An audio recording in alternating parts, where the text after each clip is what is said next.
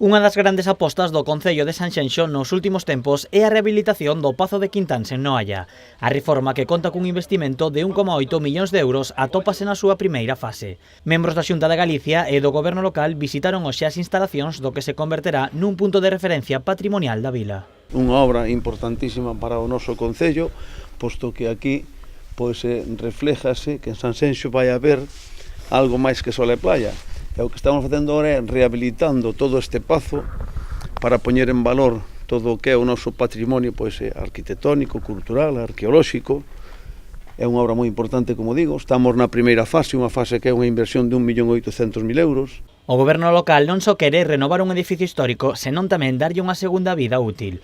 Con ese obxectivo, o Concello está facendo un estudo de uso e xestión da instalación.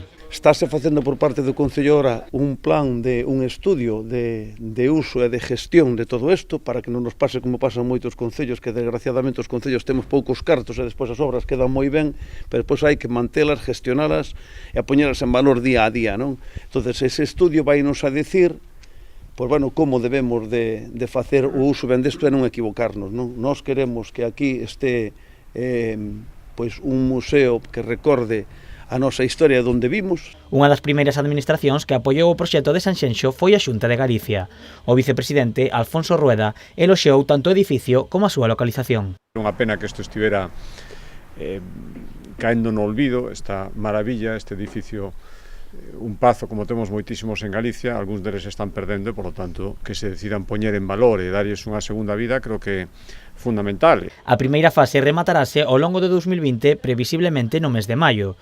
O estudo de uso e xestión estará listo no mes de febreiro.